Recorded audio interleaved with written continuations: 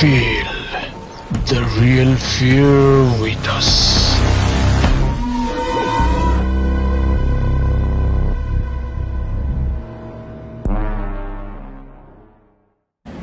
প্রিয় লিসেনার্স, আসসালামু আলাইকুম। Feel the real fear with us.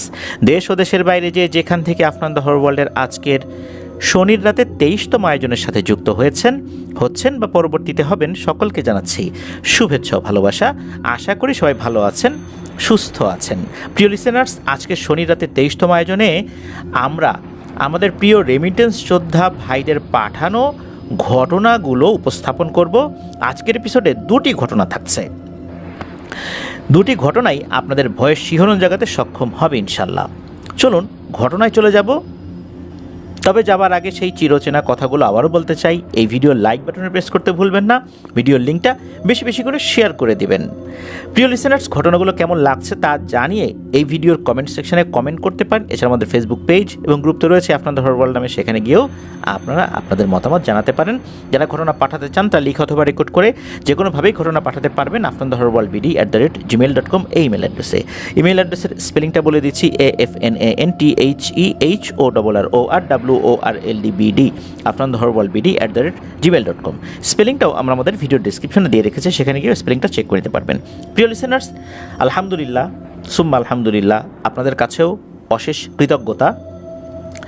Afnan the horror world হাঁটি হাঁটি পা পা করে 4 লক্ষ সাবস্ক্রাইবার্সের একটি প্ল্যাটফর্ম হিসাবে যাত্রা শুরু করেছে। হাঁটি হাঁটি পা পা করে খুব অল্প কিছু সাবস্ক্রাইবার্সদের নিয়ে আমরা যাত্রা শুরু করেছিলাম, সেটা এখন 4 লক্ষ সাবস্ক্রাইবার্স হিসাবে নতুন করে আবার যাত্রা শুরু করেছে। খুব তাড়াতাড়ি ইনশাল্লাহ আমরা 500K-তে চলে যাব। এরপর ইনশাল্লাহ আমরা 1 মিলিয়ন সেলিব্রেশন করব। আর অনেকেই বলেছেন 400K উপলক্ষে কোনো স্পেশাল এপিসোড হবে কি না। আমরা বলেছিলাম শুরু থেকেই যে 400K উপলক্ষে আমরা কোনো স্পেশাল এপিসোড করব না, আমরা 500,000 অর্থাৎ 500K উপলক্ষে একটি স্পেশাল এপিসোড করব। একটি বা একাধিক, এটা কিভাবে আমরা ঘটনা পাচ্ছি, কোন ধরনের ঘটনা পাচ্ছি সেটার উপর নির্ভর করবে। তবে 400K উপলক্ষে আমরা এই মুহূর্তে কোনো স্পেশাল এপিসোড করতে পারছি না বলে আন্তরিকভাবে দুঃখিত। আশা করছি লিসেনাররা বিষয়টা ক্ষমা সুন্দর দৃষ্টিতে নেবেন। প্রিয় লিসেনার্স, আজকের এই এপিসোডের প্রথম যে ঘটনাটি আপনাদের সাথে শেয়ার করব, এই ঘটনাটি আমাদেরকে যিনি পাঠিয়েছেন উনি একজন ইলেকট্রিক্যাল ইঞ্জিনিয়ার। উনি বর্তমানে রয়েছেন সংযুক্ত আরব আমিরাতের আবুধাবির আল আইন নামক শহরে। আর উনি তাকা ডিস্ট্রিবিউশন নামক একটি পাওয়ার কোম্পানির চিফ ইঞ্জিনিয়ার। ওনার দেশের বাড়ি চট্টগ্রামের ফটিকছড়ি উপজেলার নাজিরহাট পৌরসভাতে। উনি যখন এলাকাতেই ছিলেন তখন এই ঘটনাটির একটি অংশের সাক্ষী হয়েছিলেন। চলুন ঘটনাটি শুনে আসি। ঘটনাটি 2020 সালের যখন লকডাউন চলে এই সময়কার।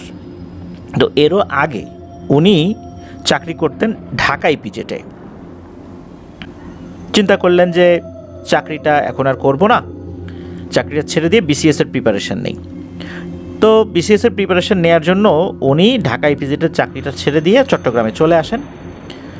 পরবর্তীতে দেখা গেল উনি কিছুটা আর্থিক সমস্যার মুখোমুখি হচ্ছেন, কারণ উনি যখন চাকরি করতেন মোটা অঙ্কের বেতন তো উনি পেতেন, আর ওনার চলাফেরার যেই একটা ধারা ছিল, হঠাৎ করে চাকরি ছেড়ে দেওয়ার পর সেই ধারাটা তো আর অব্যাহত রাখা যাচ্ছিল না, যার কারণে উনি কিছুটা আর্থিক সমস্যার মধ্যে পড়ে গেলেন। পরবর্তীতে চিন্তা করলেন যে আর একটা চাকরি নেই চট্টগ্রামে, পাশাপাশি উনি বিসিএসের প্রিপারেশনটা নেবেন। এমন চিন্তা করেই মূলত চট্টগ্রাম ইপিজেটের একটি বেসরকারি কোম্পানিতে উনি ভাইবা দেন। ভাইবা ভালো হয়, লিখিত পরীক্ষা পাশ করার পর ভাইবা দিয়েছেন, দেখা গেল ভাইবা ভালো হয়েছে এবং চাকরিটা ওনার হয়ে যায়। ওনার জয়েনিং ছিল 2020 সালের ফেব্রুয়ারি মাসের 1 তারিখে। তো ওই সময়ে এই জাহিদ হোসেন ভাই, অর্থাৎ যার ঘটনা আমরা বলছি তার নাম মোহাম্মদ জাহিদ হোসেন, তো উনি পরিবার সহ থাকতেন হচ্ছে চট্টগ্রামের অক্সিজেন যে এরিয়াটা রয়েছে ওইখানে। যারা চট্টগ্রামে আছেন তারা কিন্তু ওই অক্সিজেন এরিয়াটাকে অবশ্যই চিনে থাকবেন। এখন সমস্যা হলো কি, যে ওইখান থেকে ইপিজেটের ওইখানে গিয়ে চাকরি করে আবার বাসায় আসবেন, এটা ওনার জন্য বেশ কষ্টসাধ্যই ছিল। তো ওনার পরিবারের লোকজন চিন্তা করলো ওনারা বাসা ছেড়ে দিয়ে চলে যাবেন ওই ফটিকছড়িতে। আর এই জাহিদ হোসেন ভাই চিন্তা করলেন যে উনি ওই ইপিজেডের কাছাকাছি বাসা নেবেন। তো ইপিজেডের কাছাকাছি যে বাসাগুলো ছিল ওটা বেশ ঘন বসতিপূর্ণ এলাকা ছিল, যার কারণে ওই জায়গাটা ওনার খুব একটা বেশি পছন্দ হলো না। উনি চিন্তা করলেন উনি আগ্রাবাদে বাসা নেবেন। ওনার পরিবার নিজ এলাকায় চলে গেলেও ওনারা যেই বাসাটাতে থাকতেন এটা কিন্তু একদম ছেড়ে দেন নাই। এই জাহিদ হোসেন ভাই উনি ওই অক্সিজেনের ওই বাসায় থেকেই বাসা খুঁজছিলেন আগ্রাবাদ এলাকায়। তো আগ্রাবাদ এলাকায় উনি বাসা খুঁজছেন একটা ছোট বাসা, কারণ উনি একা থাকবেন, উনি তো ব্যাচেলর মানুষ, সাবলেট হলে ভালো হয়। তো উনি খুঁজছিলেন, মন মতো পাচ্ছিলেন না। এরপর উনি অনলাইনেও খোঁজাখুঁজি করেন, অনলাইনে বাসা খুঁজে দেওয়ার বিভিন্ন পেজ রয়েছে। তো এটাতে উনি খুঁজতে খুঁজতে একটা পর্যায়ে একটা বাসা পেয়ে যান। তো উনি ওখানে থাকা নাম্বারে ফোন করেন, এক ভদ্রলোক ধরেন। তো ওনার সাথে কথাবার্তা যখন হয় তখন ওই বাসাটা দেখতে আসতে বলেন। তো উনি সন্ধ্যার দিকে ওখানে এসেছেন। দেখা গেল যে ওই বাসাটা বেশ বড়, ওখানে হাজব্যান্ড ওয়াইফ থাকেন। ওনাদের বিয়ে হয়েছে 3-4 বছর এরকম, তবে কোনো সন্তানাদি তখনও এই জাহিদ হোসেন ভাই দেখেন নাই ওইখানে, অর্থাৎ ওনাদের সন্তানাদি নাই। দেখা গেল যে প্রথম দর্শনেই এই যে দম্পতি, এই দম্পতিকে এই জাহিদ হোসেন ভাইয়ের ভালো লেগে যায়। আবার এই যে দুইজন হাজব্যান্ড ওয়াইফ, এই দুইজনও জাহিদ হোসেন ভাইকে পছন্দ করেন। হয় না যে প্রথম দর্শনেই একটা মানুষের প্রতি একটা ভালো ইমপ্রেশন তৈরি হয়, একটা ভালো লাগা তৈরি হয়, ভালো মানুষ বলে মনে হয়, অমনটাই হয়েছিল। এই কারণে দেখা গেল ওই দম্পতিও জাহিদ হোসেন ভাইকে ওই রুমটা নেওয়ার জন্য অনুরোধ করেন। জাহিদ হোসেন ভাইও রাজি হয়ে যায়, তাদেরকে দেখেও তার ভালো লেগেছে। তো ওই যে রুমটা, ওই রুমটার সাথে বেলকনি ছিল, ওয়াশরুম ছিল, মানে একদম সেপারেট। আর ওনাকে কোনো ধরনের কোনো ফার্নিচার কিনতে হয়নি, ওয়ার্ড্রোব, খাট, একটা রুমের মধ্যে একজন থাকার জন্য যা যা লাগে সব কিছুই ছিল। এটা ওনার জন্য একটা প্লাস পয়েন্ট ছিল, কিছুই আনতে হবে না, শুধু জামা কাপড়গুলো নিয়ে আসতে হবে। আর খাওয়া দাওয়া এটা উনি বাইরেই করবেন বলে জানিয়ে দেন। আর বৃহস্পতিবার অফিস করে উনি চলে যাবেন ফটিকছড়ির নাজিরহাটে ওনার বাসায়। রবিবারে এসে সরাসরি উনি অফিসে যাবেন। এই যে রবিবার থেকে বুধবার পর্যন্ত এই সময়টাই মূলত সন্ধ্যার পরে উনি বাসায় অবস্থান করবেন। এতে করে ওনাদের জন্য ভালো হলো। আর ওনারা মূলত দুজন থাকতেন, তো বাসাটা ফাঁকা ফাঁকাই, কি কোনো একটা কারণে ওনারা আসলে একটা সাবলেট চাচ্ছিলেন। যাই হোক, দ্রুত উনিও উঠে পড়েন নতুন বাসায়। তো প্রথম দিন যখন উঠেছেন, তো মালপত্র রেখেই, মালপত্র বলতে ওনার যেই জামা কাপড় এগুলো, আর ওনার বিসিএস প্রিপারেশনের যে বইগুলো ছিল তখন আগের বাসায় ছিল, সেগুলো তখনও শিফট উনি করেন নাই। তো জামা কাপড় রেখে উনি অফিসে চলে গিয়েছেন। পরে অফিসের ওয়ার্কিং আওয়ার শেষ করে সন্ধ্যার পর উনি বাসায় আসেন। তো বাসায় আসার পর উনি যখনই বিশ্রাম নেওয়ার জন্য বিছানায় বসেছেন, হঠাৎ করে ওনার শরীরটা কেন যেন ভারী হয়ে যায়, তেমন একটা অস্বস্তি বোধ ওনার মধ্যে হচ্ছিল।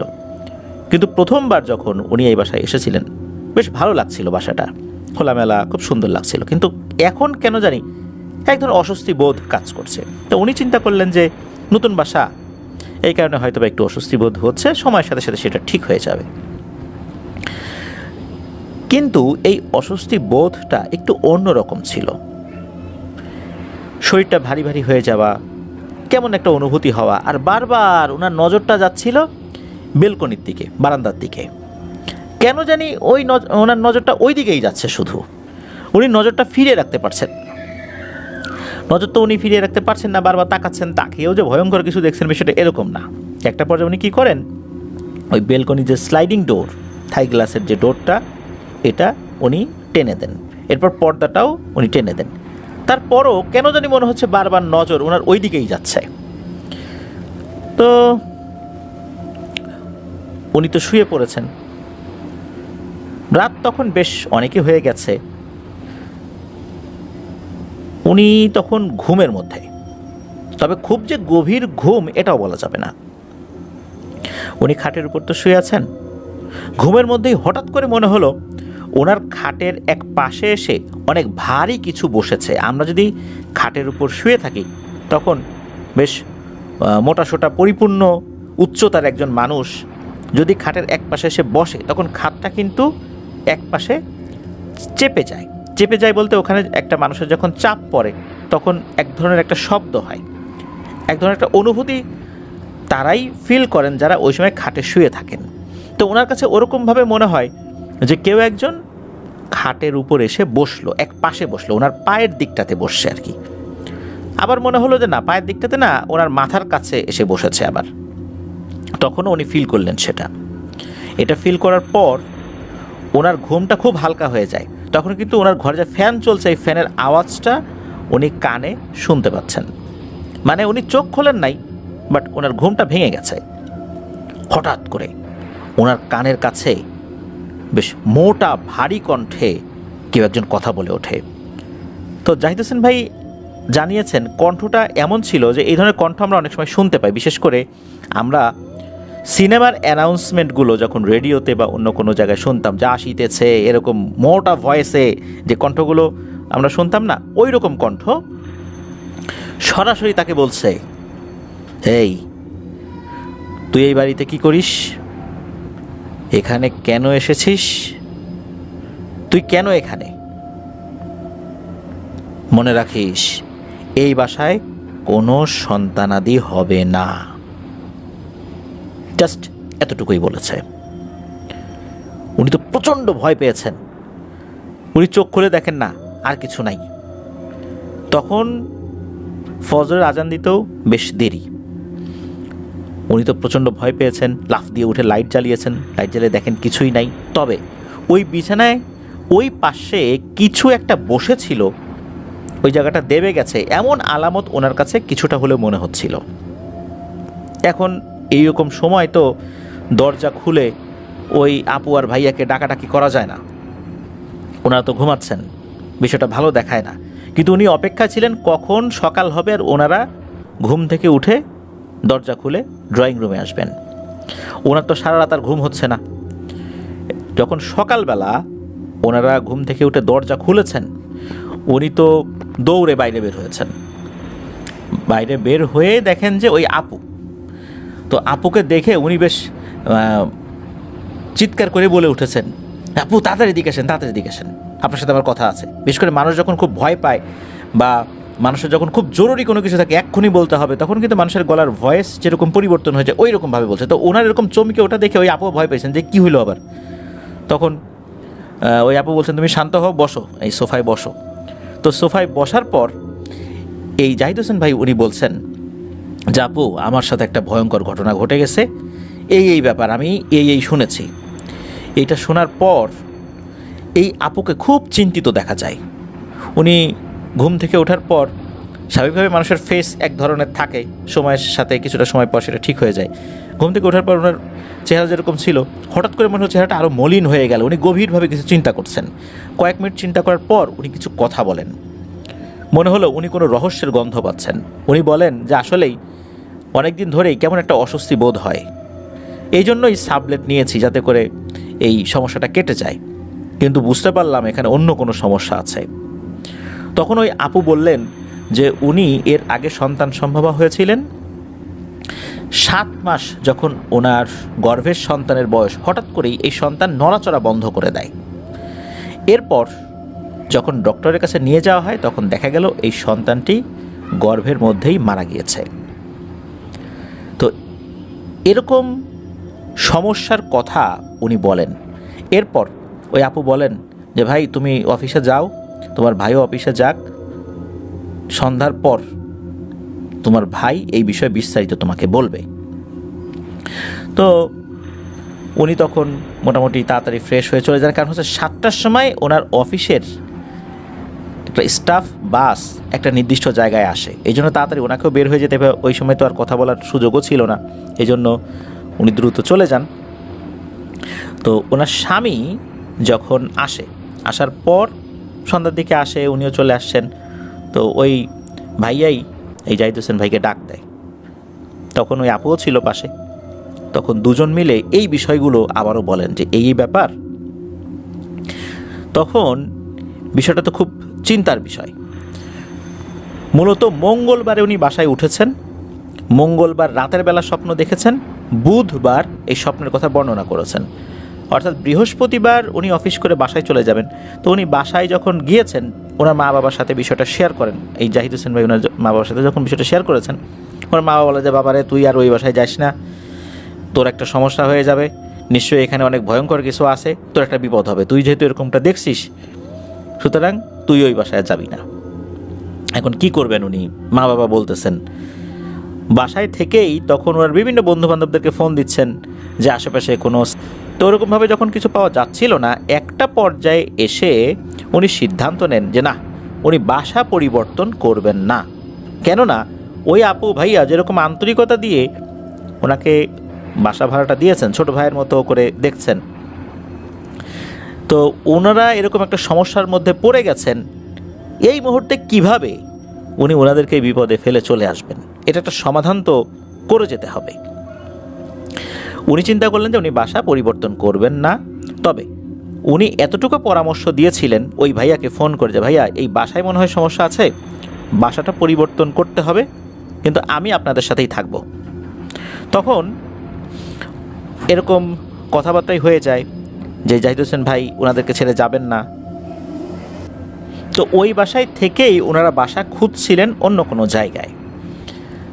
সন্ধ্যার দিকেই ওই ভাইয়া এবং জাহিদ হোসেন ভাই উনি চলে আসতেন, দুইজন মিলে বাসা খুঁজতেন। তবে ওই যে মোটা ভারী কণ্ঠে ওনাকে যে বলেছিল যে কথাটা, এটা উনি পরবর্তীতে আর না শুনলেও ওই অস্বস্তি বোধটা এটা কিন্তু ছিল। আরও একটি বিষয় ওই ভাইয়া বলেছিলেন জাহিদ হোসেন ভাইকে, ওই ভাইয়া বলেছিলেন যে ওনার স্ত্রীর গর্ভের 7 মাসের সন্তানটি নড়াচড়া বন্ধ করে দেওয়ার কয়েকদিন আগে উনি একটি স্বপ্ন দেখেছিলেন। কি সেই স্বপ্ন? উনি স্বপ্নে দেখেছিলেন যেই রুমটাতে এই জাহিদ হোসেন ভাই উনি ভাড়া নিয়েছেন, উনি স্বপ্নে দেখেন যে ওই ভাইয়া ওই রুমে শুয়ে আছেন। তো একটি বাচ্চা, 1-1.5 বছর বয়সী বাচ্চার মতো হবে আর কি, সে দৌড়াদৌড়ি করছে, খেলছে। খেলতে খেলতে বাচ্চাটা কি করলো? বাচ্চাটা দৌড়ে ওই বেলকনির দিকে চলে যাচ্ছে। আর ওই ভাইয়া কিন্তু শুয়েই আছেন, শুয়ে শুয়ে সেটা দেখছেন। ওই বাচ্চাকে উনি চেনেন না। বাচ্চাটা বেলকনির দিকে দৌড়ে যাচ্ছে, হঠাৎ করে বাচ্চাটা পেছন দিকে ঘুরে ওই ভাইয়ার দিকে তাকিয়ে হাসি দিল। হাসি দেওয়ার পর ওই বাচ্চাটা বেলকনি থেকে এক লাফ দিয়ে নিচে পড়ে গেল। তখন ওই ভাইয়া তাড়াতাড়ি করে ওই বেলকনির দিকে চলে গেলেন বাচ্চাটার কী হলো দেখার জন্য।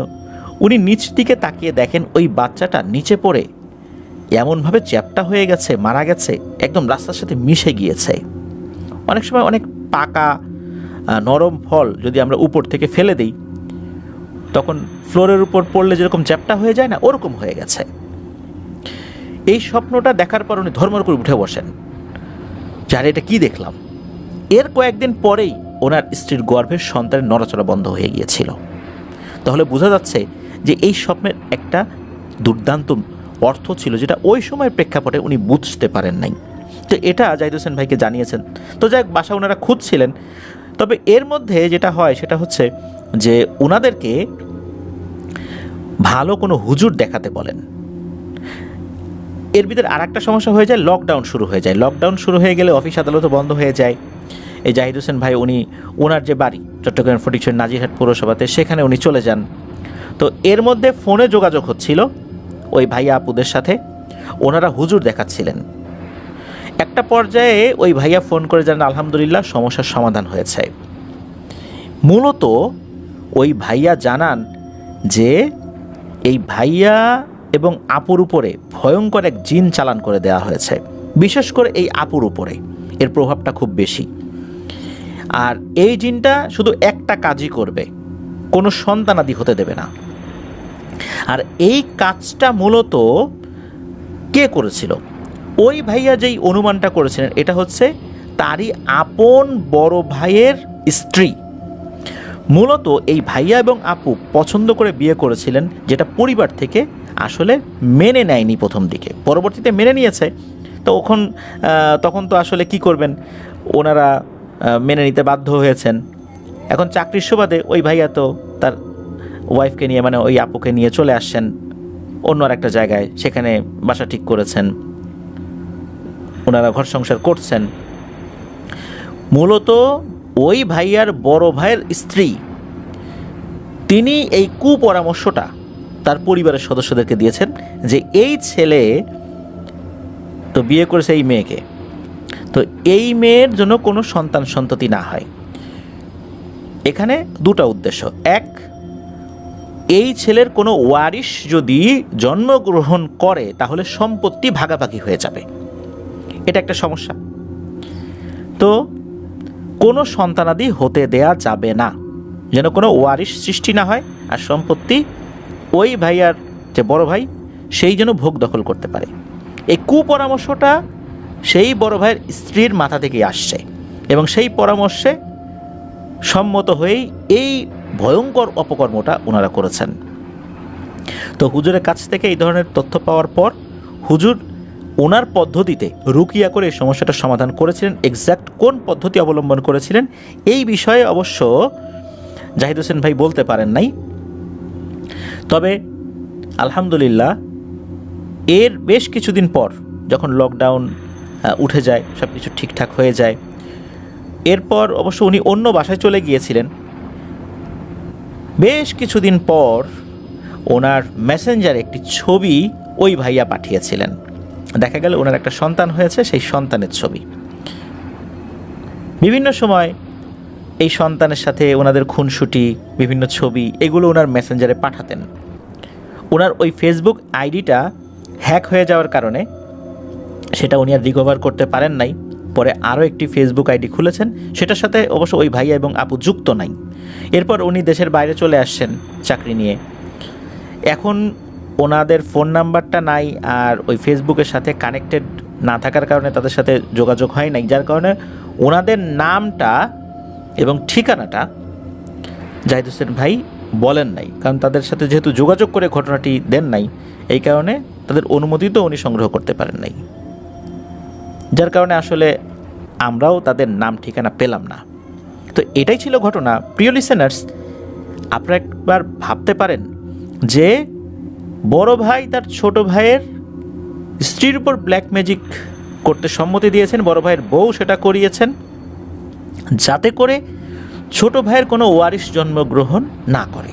করলেই তো ওই সন্তান সম্পদের ভাগিদার হবে। তাই গর্ভের মধ্যেই জিন চালান করে, ভয়ঙ্কর পিশাচ জিন চালান করে ওই সন্তানকে হত্যা করেছে। ওই শয়তানটা, যে শয়তানকে চালান করে দেওয়া হয়েছে গর্ভের ওই নিষ্পাপ মাসুম শিশুর উপরে।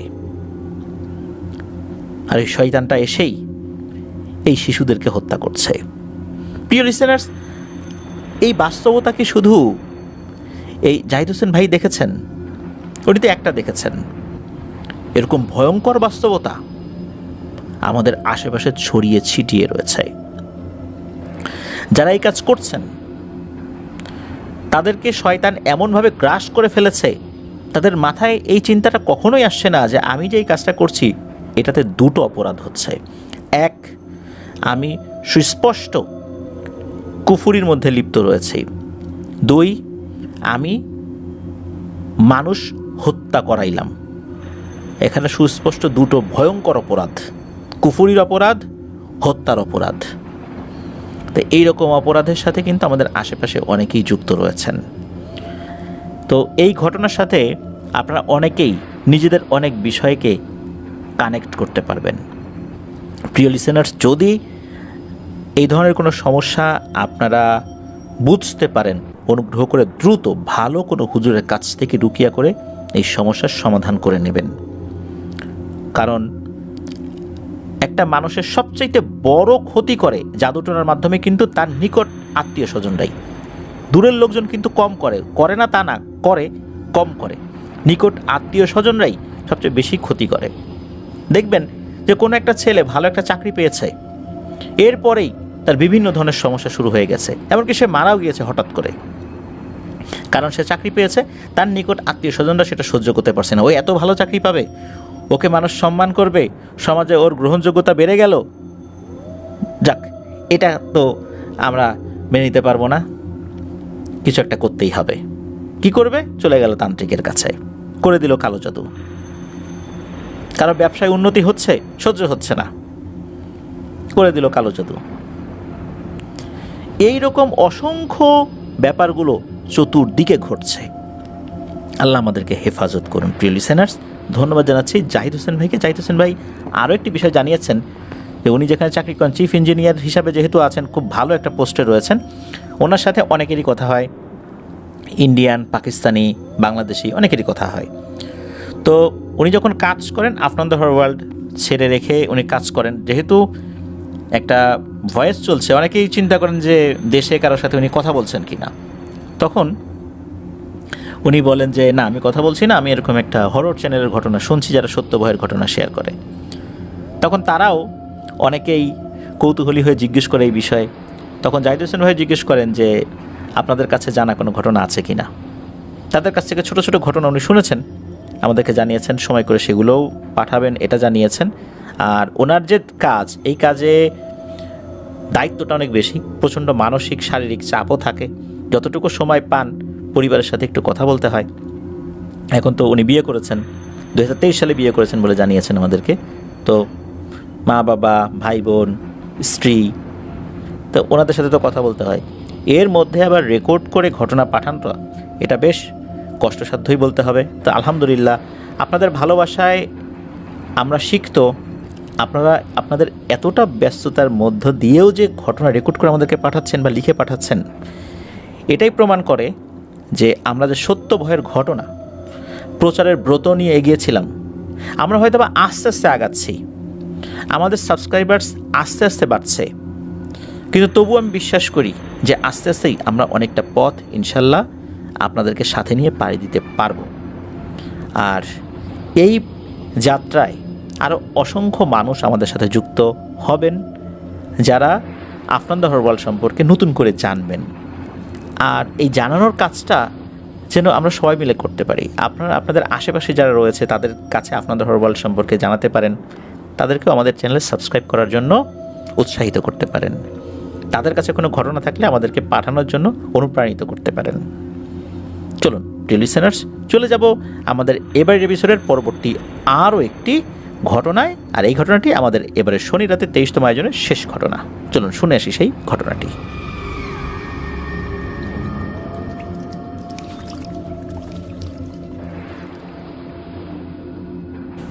চলে এলাম প্রিয় লিসেনার্স আমাদের এবারের শনি রাতে 23তম আয়োজনের শেষ ঘটনায়। এখন যে ঘটনাটি আপনাদের সাথে শেয়ার করবে, এই ঘটনাটি বেশ মর্মান্তিক।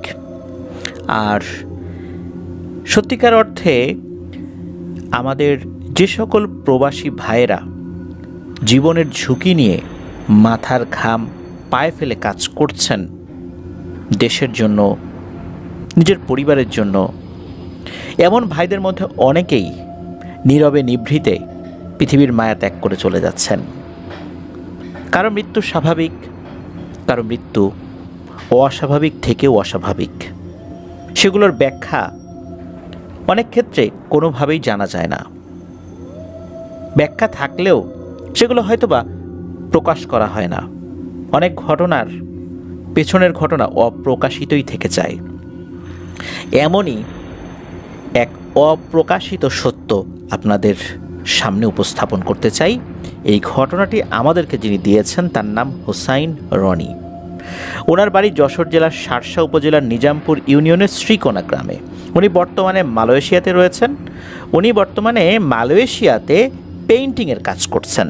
তবে 10 বছর আগে উনি যখন মালয়েশিয়াতে গিয়েছিলেন তখন কিন্তু নির্মাণ শ্রমিক হিসাবে গিয়েছিলেন।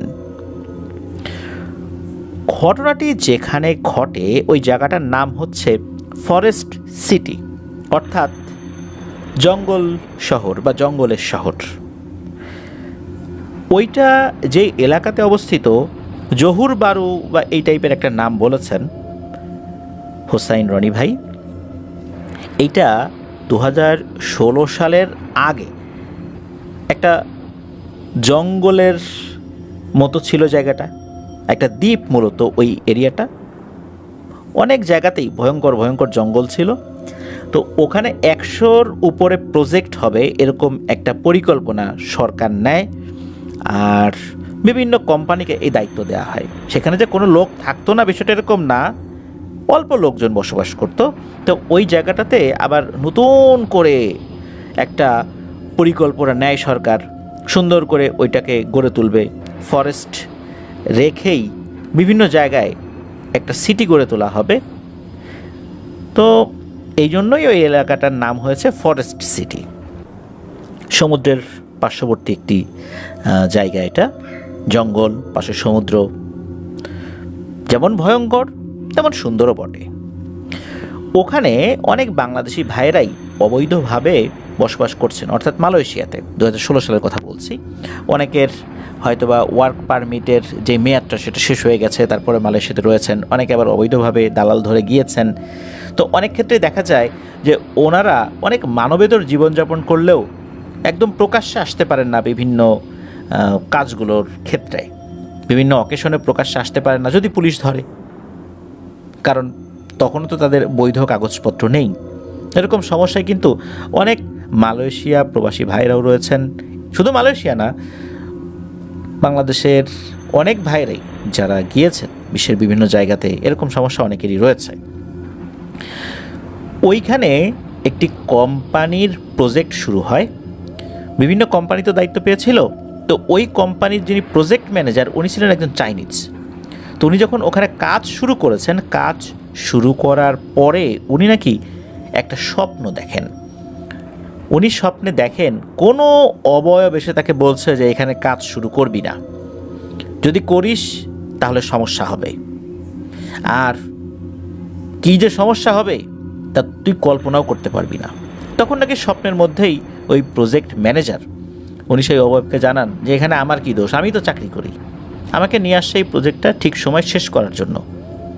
তো এটা তো কোম্পানির কাজ যে তারা এখানে কাজ করবে কি করবে না, এটা তাদের সিদ্ধান্ত।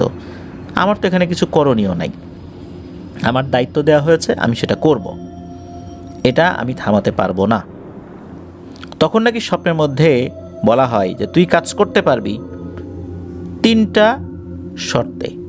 এই 3টা শর্তের যে কোনো একটা শর্ত মেনে নিলেই তোকে কাজ করতে দেয়া হবে, তা না হলে ভয়ঙ্কর পরিণতি ভোগ করতে হবে তোকে। প্রথম শর্ত, তোর ছেলেকে নিয়ে যাব আমরা। এটা তো ম্যানেজার রাজি হয় না, কেউ তো তার সন্তানকে দিতে চাইবে না, এটাই স্বাভাবিক। যদি এটা না মেনে নেওয়া হয় তাহলে অন্য একটা শর্ত, 3 জন শ্রমিককে বলি দিতে হবে। এটা ম্যানেজার মেনে নেয় না। এরপর নাকি বলা হয় 4 থেকে 5 হাজার শ্রমিককে খাওয়াতে হবে, একসাথে এক বসায় খাওয়াতে হবে। তো ম্যানেজার এটাও বলে এটাও অসম্ভব। কেন অসম্ভব? কারণ ওই জায়গাতে 4-5 হাজার শ্রমিক একসাথে পাওয়া সম্ভব নয়। এটা ওই জায়গার প্রেক্ষাপটে সেটা অসম্ভব ছিল। এখন ম্যানেজার কি আসলেই 3টা শর্ত রিজেক্ট করেছিল নাকি কোনো একটা মেনে নিয়েছিল? নিজের সন্তানকে তো দিতে চাইল না। 4-5 হাজার শ্রমিককে এক জায়গা করাটাও এটা টাফ ছিল, কারণ কোম্পানির নীতিগত সিদ্ধান্ত ছাড়া এই রকমের একটা কাজ করাটা অসম্ভব ছিল। কারণ ওই জায়গায় বিশেষ করে ওই দ্বীপে আসতে হলে জাহাজে করে শ্রমিক নিয়ে আসতে হবে। তাহলে এত শ্রমিক জাহাজে করে নিয়ে আসবে, সরকার কি সেটা অ্যালাউ করবে? নিশ্চয়ই করবে না। সরকার কেনই বা 4-5 হাজার শ্রমিককে ওখানে যেতে দেবে ঘুরতে? নিশ্চয়ই না। তো এটাও কিন্তু আসলে চোখে পড়ার মতো। তাহলে নীরবে নিভৃতে কোনটা করা যায়? নিশ্চয়ই 3 জন শ্রমিককে বলি দেয়া। ম্যানেজার কি এটাই মেনে নিয়েছিলেন? চলুন সামনে এগিয়ে যাই, আসলে কি হয়েছিল সেখানে। কাজ শুরু হয়ে যায়। 3 শিফটে কাজ হতো। 24 ঘন্টাকে 3 ভাগে ভাগ করে 8 ঘন্টা 8 ঘন্টা 8 ঘন্টা, 3 8 24, এইভাবে 3 শিফটে কাজ হতো। 24 ঘন্টা কাজ চলতো। কি রাত, কি দিন, কি দুপুর, কি সকাল, কি ভোরবেলা, কি মধ্যরাত, কন্টিনিউ কাজ চলছে। কাজ চলতে চলতে যখন 30 তলা পর্যন্ত কমপ্লিট হয়ে যায়, ওটা ছিল 56 তলা বিশিষ্ট একটি বিল্ডিং, এরকম একটা প্রজেক্ট ছিল। 30 তলা হয়ে গেছে। ভারী মালামাল তোলার জন্য আবার শ্রমিকরা যেন দ্রুত উপরে উঠতে পারে এই জন্য কিন্তু আলাদা লিফট থাকতো, শ্রমিকদের তোলার জন্য আলাদা লিফট থাকে। তো 30 তলা যখন হয়ে যায় তখন শুরু হয়ে গেল সমস্যা। 30 তলা হইতে কিন্তু খুব বেশি দিন লাগে নাই, দ্রুত কাজ করেছে সবাই। 30 তলা হয়ে যাওয়ার পর যে শ্রমিকরা বিভিন্ন ফ্লোরে থাকতো ওইখানেই, তারা রাতের বেলা শুনতো তার ঠিক ইমিডিয়েট উপরের ফ্লোরে কে যেন দৌড়াদৌড়ি করছে। এত দৌড়াদৌড়ি করছে যে ঘুমাতে পারে না। এখন দেখা যাচ্ছে যে কাজ তো কন্টিনিউ হচ্ছেই, 24 ঘন্টায় কাজ হচ্ছে, হয়তোবা এ কারণেই কোনো একটা জায়গায় শব্দ হচ্ছে, কিন্তু না, তারা এমন এমন ফ্লোরে থাকতো যেই ফ্লোরে আসলে শব্দ হওয়ার কথা না। 30 তলার উপরে কাজ হবে, কিন্তু যারা একদম নিচের দিকে থাকে তাদের তো ইমিডিয়েট ছাদের উপরে কেউ ছিল না। তারা চিন্তা করলে এত রাত্রে দৌড়াদৌড়ি করে কেউ কেউ উপরে উঠে কিছুই দেখতে পেত না। এর মধ্যে ওখানে একটা আতঙ্ক ছড়িয়ে পড়ে শ্রমিকদের মধ্যে, সেটা হচ্ছে মাঝে মাঝে নাকি ওই প্রজেক্টের আশেপাশে বিল্ডিংয়ের কিনারে সাদা শাড়ি পরা কোনো একটা নারী অবয়বকে দৌড়াদৌড়ি করতে দেখতো, দৌড়ে ছাদ থেকে লাফ দিত, কিন্তু কোথায় যে পড়তো এটা কেউ দেখতো না। শ্রমিকদের মধ্যে একটা আতঙ্ক সৃষ্টি হয়ে যায়। এই আতঙ্কে অনেক শ্রমিক ভয়ে সেখান থেকে চলে যেতে থাকে। শ্রমিকদের সংখ্যা যখন কমে গেল তখন এই চাইনিজ ম্যানেজার পড়ে গেলেন এক বিপদে, কারণ তাকে তো একটা নির্দিষ্ট সময়ের মধ্যে কাজ শেষ করতে হবে। প্রত্যেকটা ফ্লোর, প্রত্যেকটা কাজের ইউনিটগুলো একটা নির্দিষ্ট সময় বেঁধে দেওয়া আছে যে এই কাজগুলো এই সময়ের মধ্যে শেষ করতে হবে। শ্রমিক চলে যাচ্ছে, এখানে উনি কাজ করাবেন কাকে দিয়ে? এই জন্য যেই শ্রমিকরা ছিল তাদের কাজের সময়টা বাড়িয়ে দেওয়া হয়। বিষয়টা এরকম যে প্রত্যেকের কাজ আর একটা গ্রুপের সাথে ওভারল্যাপ হবে আর কি। যেমন কারো 8 ঘন্টা, তো তারা তাদের কাজ করতে থাকবে, অন্যরা এসেও ওই সময় তারাও তাদের কাজ করতে থাকবে। তাদের 8 ঘন্টার জায়গায় 12 ঘন্টা করে দেওয়া হলো, মানে প্রত্যেকটা গ্রুপই 12 ঘন্টা করে কাজ করবে। 8 ঘন্টা পরে আর একটা গ্রুপ আসার পরে আগের গ্রুপও 4 ঘন্টা অতিরিক্ত কাজ করবে। তো এইভাবে প্রত্যেকটা গ্রুপ অতিরিক্ত করে 4 ঘন্টা বা 3 ঘন্টা এরকম কাজ করবে, তা না হলে তো কাজ শেষ হবে না। তো এইভাবে কাজ শুরু করা হলো। 30 তলা যখন হয়ে 31, 32 তলা এরকম হয়ে গেছে। তো এখানে একটা বিষয় রয়েছে, সেটা হচ্ছে এক একটা ফ্লোরের যখন ছাদ ঢালাই হয়, আমাদের দেশে আমরা দেখি যে কাঠ দিয়ে ফ্রেম করে উপরে ছাদ ঢালাই দেওয়া হয়। ইদানিং দেখা যাচ্ছে যে স্টিলের পাতগুলো দেয়া হয়। তো ওই রকমই ওইখানে অ্যালুমিনিয়ামের পাত দেওয়া হয়, দিয়ে ছাদ ঢালাই হওয়ার পর নির্দিষ্ট সময় পর সেগুলো আবার খুলে ফেলা হয়। এগুলো এবার পরবর্তী উপরে যে ছাদ ঢালাইটা দেওয়া হবে তখন সেগুলো সেখানে সেট করা হয়। এরকম একটা ফ্লোরে যখন অ্যালুমিনিয়ামের পাতগুলো খোলা হবে তখন একজন শ্রমিক একটা অংশে কাজ করছিলেন, সেখানকার অ্যালুমিনিয়ামের পাতটা উনি খুলবেন। তখন কিন্তু অনেক রাত, ওই রাতের শিফটে যারা কাজ করছিলেন ওইখানে আশেপাশে 5-6 জন লোক কাজ করছিলেন আর কি, ঠিক ওই জায়গাটাতে। বিভিন্ন সাইড আছে, তো এই সাইডে এই কয়জন কাজ করবে, ওই সাইডে ওই কয়জন কাজ করবে। তো তখন একজন নাকি কাজ করতে করতে হয় কি, একটা অ্যালুমিনিয়ামের পাত কিছুতেই খুলতে পারছে না। উনি তখন পাশে আরেকজনকে ডাকেন, সে আসে।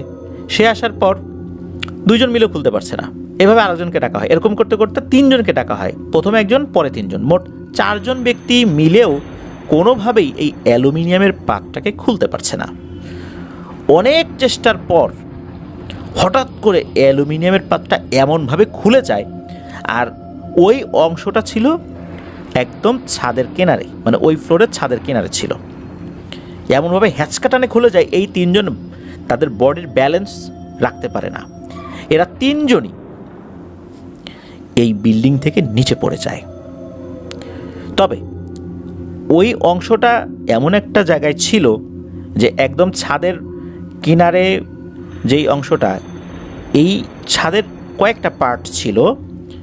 বিল্ডিংয়ের মাঝামাঝি কিছু জায়গা থাকে না, যেমন লিফটের জায়গা, যে লিফটটা উঠবে এরকম কিছু জায়গা ফাঁকা থাকে। এছাড়া কিছু কিছু জায়গায় ফাঁকা রেখেছিল তারা, ওই হয়তো বা ওই বিল্ডিংয়ের ডিজাইনটা এরকম ছিল। আবার আমরা দেখি যে কয়েকটা টাওয়ার বিশিষ্ট বিল্ডিং, একটাই বিল্ডিং কিন্তু মাঝখানে ফাঁকা থাকে, এরকম কিছু জায়গা। এবং দেখা যাচ্ছে যে এরকম কিছু বিল্ডিং থাকে যে 4টা টাওয়ার, এই প্রত্যেকটা বিল্ডিংয়ের মাঝখানে ফাঁকা থাকে। আবার দেখা যাচ্ছে যে কলাম দিয়ে এগুলো যুক্ত থাকে। আবার দেখা যাচ্ছে এই 4টা টাওয়ারের আবার মাঝখানের অংশ ফাঁকা থাকে, হয়তো বা এরকম কোনো একটা জায়গা ছিল আর কি। তো ওই রকম একটা জায়গায় এই 3 জন পড়ে গিয়েছিল। পড়তে পড়তে একজনের বডি এসে 8 তলায় পড়ে, আর একজনের বডি 2 তলায় পড়ে, আর একজনের বডি একদম নিচ তলায় পড়ে।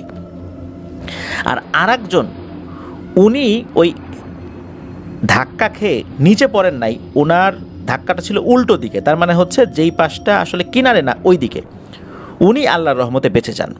তো ওনার মুখ থেকে এই ঘটনাটা শোনা যায়। যখন তিনজন নিচে পড়ে যায় অনেক জোরে শব্দ হয়, তখন যারা ঘুমন্ত ছিল বা অন্যান্য সাইডে যারা কাজ করছিল এরাও দৌড়ে চলে আসে, চিৎকার চেঁচামেচি শুরু হয়ে যায়। এখানে আর একটা কথা বলে রাখা ভালো, মাঝে মাঝেই নাকি ওই বিল্ডিংয়ের যেই শ্রমিক লিফটটা, যেই লিফট দিয়ে শ্রমিকরা ওঠানামা করতেন, ইঞ্জিনিয়াররা ওঠানামা করতেন, এই লিফটটা রাতের বেলা একা একাই চলাচল করত। এমনও হতো যে সেখানে পাওয়ার সাপ্লাই নাই কিন্তু লিফটটা ওঠানামা করছে। এটা একটা ভুতুড়ে লিফট হিসাবে সকলের কাছে পরিচিত ছিল। ওই সময় শ্রমিকরা যে নিচে নামবে, নিচে নামার জন্য লিফটটা তারা খুঁজছে, তারা দেখে লিফটটা নিচে। আবার নিচ দিকে যে শ্রমিকরা, তারা যে উপরে উঠে কি হয়েছে এটা দেখবে, তারা দেখে লিফটটা উপরে। এইভাবে এই একটা লিফট শ্রমিকরা দুই জায়গায় দেখছিল, উপরে শ্রমিকরা দেখছে নিচে আর নিচে শ্রমিকরা দেখছে উপরে। এখন তারা ছোটাছুটি শুরু করেছে, কি করবেন এখন?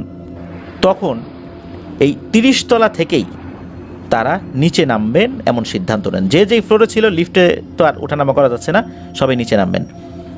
এভাবে তারা নিচে নামেন, হই হুল্লোড় শুরু হয়ে যায়, পুলিশকে খবর দেওয়া হয়। এই যে হুসাইন রনি ভাই জানিয়েছেন, ওই সময় অনেক শ্রমিকরাই নাকি বাইরে বের হতে ভয় পেয়েছেন, কেননা তাদের ওয়ার্ক পারমিট ছিল না, অবৈধভাবে এসেছেন, কাগজপত্র তখনও বৈধ হয়নি। বাইরে বের হলে পুলিশের মুখোমুখি হলে তখন আরেকটা বিপদ হতে পারে। ইচ্ছা থাকার পরে ওনারা বাইরে বের হতে পারেন নাই। আর দুর্ভাগ্যজনক ব্যাপার হচ্ছে এই 3 জন শ্রমিক যারা পড়ে গিয়েছেন, পড়ে নির্মমভাবে নিহত হয়েছেন, এই 3 জনই বাংলাদেশি রেমিটেন্স যোদ্ধা ভাই।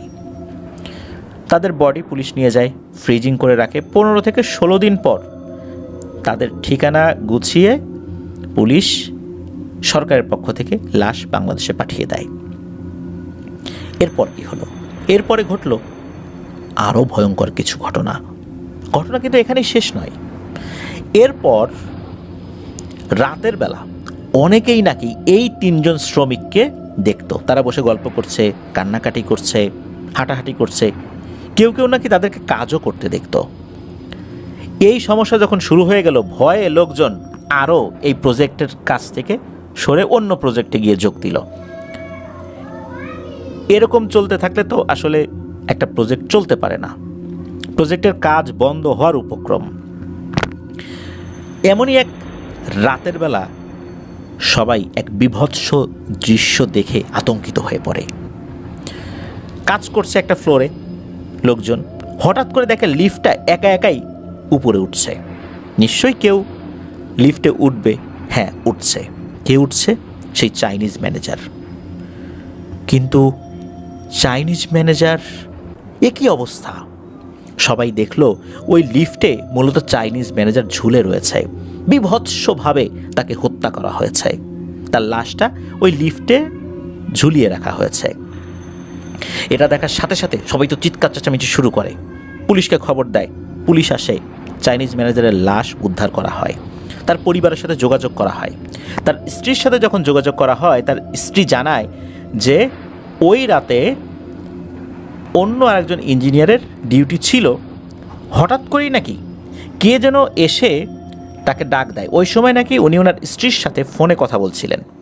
ওনার স্ত্রী জানায় যে হঠাৎ করেই কেউ বলেছে যে প্রজেক্টে আগুন লেগেছে। যেহেতু উনি মেইন ম্যানেজার, পুরো প্রজেক্টের ম্যানেজার উনি, ওনার আন্ডারে আরও ম্যানেজার রয়েছে, এখন আগুন লেগেছে, ওনাকে তো সেখানে যেতে হবে। উনি তখন ওনার স্ত্রীকে বলেছিলাম যে একজন লোক আসছে, বলতেছে যে প্রজেক্টে আগুন লেগেছে, তুমি ফোনটা রাখো, আমি একটু দেখে আসি, এটা নাকি বলেছে। এবং ওই লোক যে ডাকাডাকি করেছে, ফোনের অপর প্রান্তে চায়না থেকে তার ওয়াইফ কিন্তু সেটা শুনতেও পেয়েছে। এই জন্য উনি চিন্তা করছেন যে আগুন লাগছে, যাক, তার স্বামী যাবেই তো, এটা তো তার দায়িত্বের মধ্যেই পড়ে। কিন্তু উনি কিভাবে মারা গেলেন, ওনাকে কে হত্যা করলো, ওনাকে হত্যা করে এই লিফটে কে ঝুলিয়ে দিল, এই বিষয়টা তখন এক রহস্য হিসাবে রয়ে যায়। যখন এই ঘটনাটা ঘটে তখন এই প্রজেক্টের কাজ বন্ধ হয়ে যায়, সব শ্রমিকরা এখান থেকে চলে যায়। এমনকি যে হোসাইন রনি ভাই, উনিও চলে গিয়েছিলেন। স্থানীয় এক হুজুরের মাধ্যমে এই তথ্যটা জানতে পারেন সকলে। এরপর আস্তে আস্তে এক মুখ দুই মুখ হতে হতে অনেকেই এই মূল বিষয়টা জানতে পারেন। হুজুর জানিয়েছিলেন কিভাবে ওনাকে স্বপ্ন দেখানো হয়েছিল, কি বলেছিল। মূলত এই চাইনিজ ম্যানেজার 3 জন শ্রমিককে বলি হিসাবে দিতে রাজি হয়েছিলেন।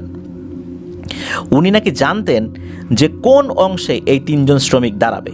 মূলত ওই ইউনিটেই এই 3 জনকে কাজ দেয়া হয়, 3 জন ছাড়াও আরও কয়েকজনকে কাজ দেয়া হয়। কিভাবে ওরা মারা যাবে, কিভাবে ওদেরকে দুর্ঘটনায় ফেলে হত্যা করা হবে, এই দায়িত্বটা নাকি ওই জিনদের ছিল। ওরা এভাবেই ওই অ্যালুমিনিয়ামের পাতটাকে এমনভাবে আটকে রেখেছিল এবং যখনই খুলে যায় তখনই যে হ্যাচকা টানটা অনুভূত হয়, তখন এই 3 জনকে এক সাইড থেকে ধাক্কা দিয়ে ফেলে দেয়। এভাবেই এই 3 জন নিহত হয়। নিহত বলাটা ভুল হবে, হত্যাকাণ্ডের শিকার হয়। এরা মারা যাওয়ার পর কিছু ভালো জিন তারা ক্ষুব্ধ হয়ে মূলত এই চাইনিজ ম্যানেজারকে হত্যা করেছিল। এটাই সেই হুজুর বলেছিলেন। প্রায় 3 মাস এই প্রজেক্টের কাজ বন্ধ ছিল। এরপর পুনরায় ওই প্রজেক্টের কাজ শুরু হয় এবং কাজ শেষও হয়। এই ঘটনার পর এই হোসাইন রনি ভাই উনি চিন্তা করেন যে উনি আর কনস্ট্রাকশন রিলেটেড কাজ করবেন না। এরপর থেকে উনি পেইন্টিংয়ের কাজে নিজেকে মনোনিবেশ করানোর চেষ্টা করেন। এখন পর্যন্ত উনি পেইন্টিংয়ের কাজই করছেন মালয়েশিয়াতে। প্রিয় লিসেনার্স, একবার ভাবুন 30 তলা থেকে কিভাবে তারা নিচে পড়ে গেলেন। পরিবারের মুখে হাসি ফোটানোর জন্যই তো কঠিন এই কাজটি ওনারা করছিলেন। ওনারা কি জানতেন মৃত্যুর আগে যে ওনারা কি ভয়ঙ্কর এক চক্রান্তের শিকার হচ্ছেন? আমার ধারণা যে ওনাদের পরিবারও এই বিষয়টা ওইভাবে জানতেন না। ওনাদের নাম কি, ওনাদের বাড়িটা এক্স্যাক্ট কোথায়, এটা হোসাইন রনি ভাই আমাদেরকে জানাতে পারেননি।